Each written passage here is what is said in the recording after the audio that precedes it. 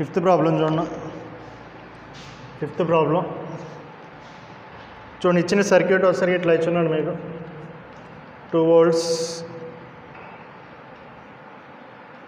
2 ohms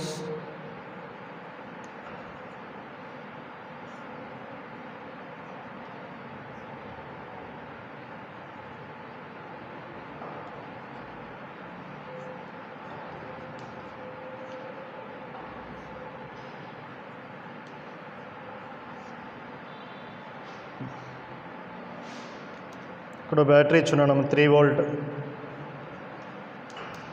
చూడండి ఇట్లా circuit ఇచ్చేవాడంటే in the electric network shown when no current flows through the 4 ohm resistor. ఈ 4 ohm resistor గుండా pass అయ్యేటటువంటి కరెంట్ ఈక్వల్ టు 0 అయితే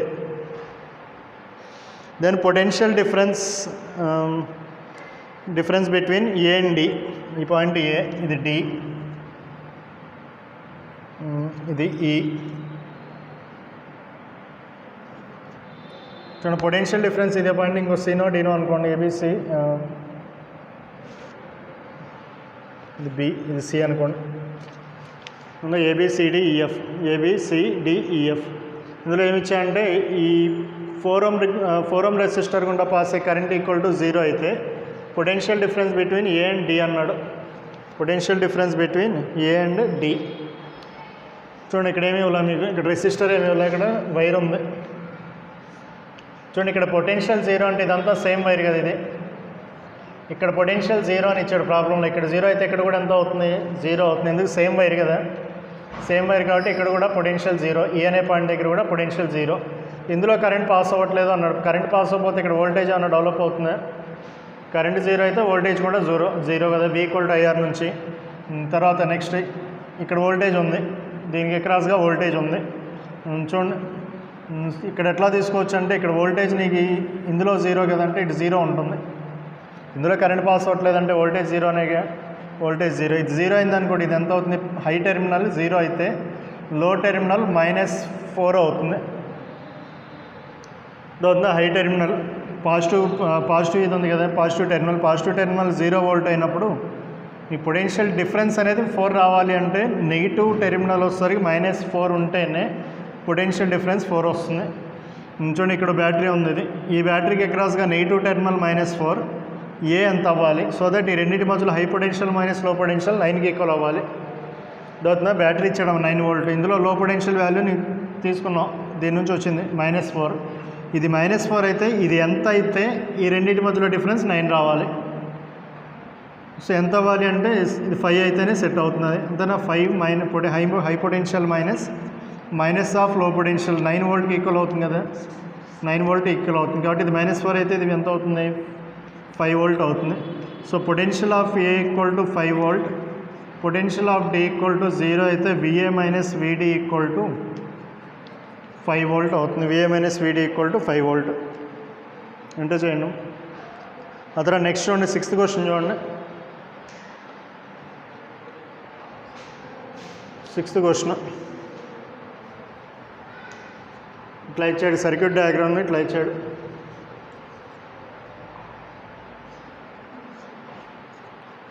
variable resistor,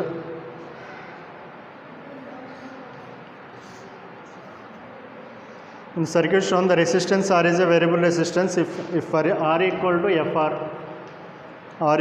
FR, then heat generated in R is maximum. Heat generated in R is maximum అయితే F value కనుక్కోమన్నాడు. Then F value కనుక్కోమన్నాడు. ఇందులో generate అయ్యే heat, ఇందులో పాస్ అయ్యే కరెంట్ కనుక్కోండి. హీట్కి ఫార్ములా ఏంటి, rate of flow of heat. దాన్ని హీట్ అవడం అనేది కంటిన్యూస్ ప్రాసెస్ కాబట్టి rate of flow of heat కనుక్కుంటాం. H = I²R. దాన్ని H = I²R. Rate of flow of హీట్ని ఫార్ములా I²R అంటాం. Rate of flow of heat energy = I²R. R value తెలుసు నీకు, కరెంట్ వాల్యూ కనుక్కోండి. చూడండి కరెంట్ వాల్యూ కావాలంటే నీకు కావాల్సింది ఏంటి, ఇందులో పాస్ అయ్యే కరెంట్ కావాలి అంటే ఎట్లా క్యాలిక్యులేట్ చేస్తాను చూడండి. మొత్తం టోటల్ కరెంట్ కనుక్కోండి. ముందేం కనుక్కుంటాం, టోటల్ కరెంట్ కనుక్కోండి. టోటల్ కరెంట్ కావాలి అంటే టోటల్ రెసిస్టెన్స్ కావాలి, ఎఫెక్టివ్ రెసిస్టెన్స్ కావాలి. చూడండి ఈ సర్క్యూట్ని ఇందులో ఈ రెండు ఎట్లా ఉన్నాయి, ప్యారలల్గా ఉన్నాయి. ప్యారల్ కాంబినేషన్లో ఎఫెక్టివ్ రెసిస్టెన్స్కి ఫార్ములా R/R+R. ఇది సిరీస్లో ఉన్నాయి కాబట్టి total R effective is equal to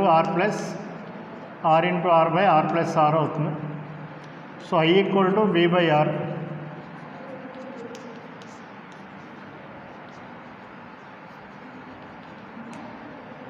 ఇంత కరెంట్, టోటల్ కరెంట్ ఇది.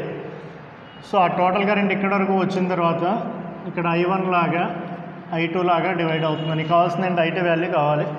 ఆ పైన సర్క్యూట్ తీసుకుంటే నీకు V ఈక్వల్ టు IRలో వోల్టేజ్ కాన్స్టెంట్ కదా, ఈ రెండు ప్యారల్ కాబట్టి voltage constant, current is inversely proportional to R. దాని నుంచి I1/I2 ఈక్వల్ టు, లేదా రేషియో రాయండి ఎంత అవుతుంది, I1:I2 ఈక్వల్ టు అంటే I1:I2 ఈక్వల్ టు R2 అంటే ఎంత రాస్తా R/R. నీకు వాల్యూ కావాల్సింది అంటే I2 వాల్యూ కావాలి. I2 equal to R/R+R into I1 అవుతుంది, I అవుతుంది.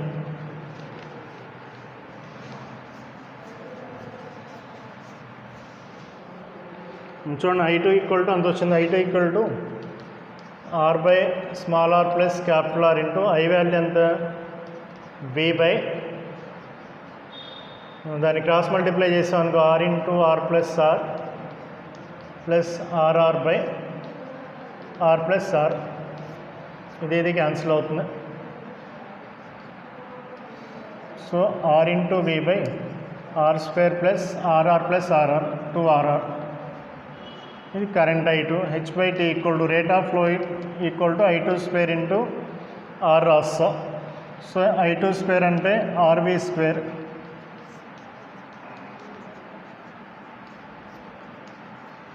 ఇది వచ్చింది. నీకు ఇక్కడ ఏమవ్వాలంటే H/Tని H' అనుకున్నాం అనుకో, DH'/DR ఈక్వల్ టు 0 అవుతుంది. ఇప్పుడు H is maximum, H' is maximum. H' అనేది మ్యాక్సిమం అవ్వాలంటే DH'/DR అంటే దీన్ని విత్ రెస్పెక్ట్ టు Rతో డిఫరెన్షియేట్ చేయి. విత్ రెస్పెక్ట్ టు Rతో డిఫరెన్షియేట్ చేసి దాన్ని ఈక్వల్ టు 0 చెయ్యి. ఎందుకు 0 చేస్తున్నావు అంటే వాడు ఇచ్చాడు కదా, హీట్ జనరేషన్ ఈజ్ మ్యాక్సిమం అన్నాడు. హీట్ జనరేషన్ మ్యాక్సిమం అన్నా మినిమం అన్నా DH/DR ఈక్వల్ టు 0కి ఈక్వల్ చేయాలి. సో దీన్ని డిఫరెన్షియేట్ చేసి దానికి 0కి ఈక్వల్ చేస్తే నీకు R వాల్యూ వస్తుంది, F వాల్యూ వస్తుంది. ఇది క్యాలిక్యులేట్ చేస్తే నీకు అడిగినటువంటి ఆన్సర్ వస్తుంది, అడిగినటువంటి క్వశ్చన్కి ఆన్సర్ వస్తుంది. ట్రై చేయండి మీరు. So next, uniform wire of length L, radius R has resistance of 100 ohm. It is recast into a wire of radius R/2. Then resistance of the new wire. చూడండి, ఒక వైర్ని తీసుకున్నాం, wire యొక్క radius R అయినప్పుడు resistance 100 ohms ఉంది. ఆ తర్వాత వైర్ని ఏం చేసామంటే రీకాస్ట్ అంటే దాన్ని మళ్ళీ మెల్ట్ చేసేసి ఇంకో వైర్లా తయారు చేసాం. ఇంకో వైర్ యొక్క రెసిస్టెన్స్ వచ్చేసరికి R/2. చూడండి, సేమ్ వైర్ నుంచి కదా నువ్వు ప్రొడ్యూస్ చేస్తుంది అంటే volume constant. So volume constant అయినప్పుడు నీకు రెసిస్టెన్స్కిను రేడియస్కి రిలేషన్ ఉంటుంది. రెసిస్టెన్స్కిను రేడియస్కి రిలేషన్ R/1 1/R⁴. ఇప్పుడు వాల్యూమ్ కాన్స్టెంట్ అయినప్పుడు నీకు R ఈక్వల్ టు ρL/Aలో కేసెస్ ఉంటాయి. కేసెస్ని ఒకసారి స్టడీ చేస్తే నీకు ఈ రిలేషన్ వస్తుంది ఇప్పుడు వాల్యూమ్ కాన్స్టెంట్గా ఉన్నప్పుడు. సో దాని నుంచి R1/R2 equal to R2⁴/R1⁴. R2 equal to ఎంత ఇచ్చాడు, R/2 అన్నాడు. R1 equal to R. So initial resistance వచ్చేసరికి 100 ohms. R2 కనుక్కోవాలి. So R2 equal to 16 × 100. తర్వాత చూడండి, నెక్స్ట్ చూడండి, 8th question. In the given circuit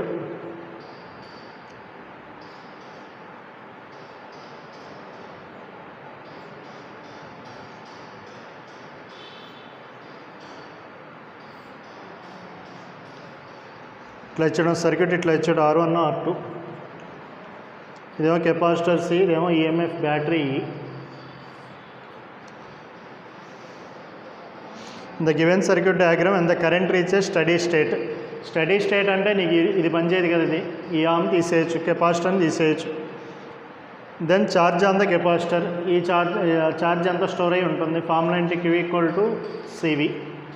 అంటే వోల్టేజ్ కావాలి, దీనికి అక్రాస్గా వోల్టేజ్ కావాలి నీకు. ఇందులో కరెంట్ పాస్ అవ్వట్లేదంటే ఇక్కడ ఎంతైతే వోల్టేజ్ చూడండి, ఇక్కడ దీనికి అక్రాస్గా వోల్టేజ్ ఎంతైతే ఉంటుందో అదే వోల్టేజ్ ఇక్కడ ఉంటుంది. ఇందులోంచి కరెంట్ పాస్ అవ్వట్లేదు కదా, స్టడీ స్టేట్లో కరెంట్ పాస్ అవుతుంది కాబట్టి వోల్టేజ్ డివైడ్ అవుతుంది రెసిస్టెన్స్కి అక్రాస్గా. సో ఇక్కడ ఎంత అయితే వోల్టేజ్ ఉంటుందో ఈ టెర్మినల్కి అక్రాస్గా ఎంత వోల్టేజ్ అయితే ఉంటుందో అదే వోల్టేజ్ ఇక్కడ ఉంటుంది. కాబట్టి ఈ టెర్మినల్స్కి అక్రాస్గా వోల్టేజ్ కనుక్కో, దానికి అక్రాస్గా వోల్టేజ్ కనుక్కో. సో వోల్టేజ్ కావాలంటే మనకి జనరల్గా కరెంట్లో ఇన్ టర్మ్స్ ఆఫ్ కరెంట్లో V = IR కదా ఫార్ములా. దీనికి అక్రాస్గా వోల్టేజ్ ఎంత అయితే ఉందో దీనికి అక్రాస్గా కూడా అంతే వోల్టేజ్ ఉంటుంది, ఎందుకు రెండు ప్యారలల్ కాంబినేషన్ కాబట్టి. సో ముందు కరెంట్ కనుక్కోండి. ఈ లూప్ని తీసామనుకోండి, ఈ లూప్ లేదనుకున్నాం అనుకో, కరెంట్ ఎంత పాస్ అవుతుంది సర్క్యూట్లోంచి I =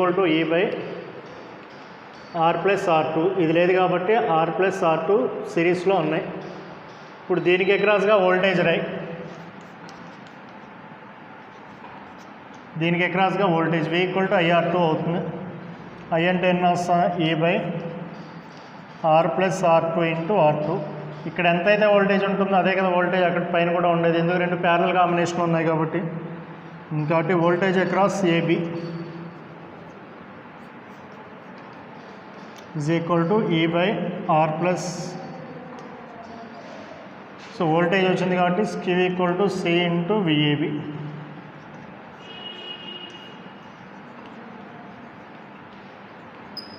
ఎంత అవుతుంది ఎంత చేసుకోండి.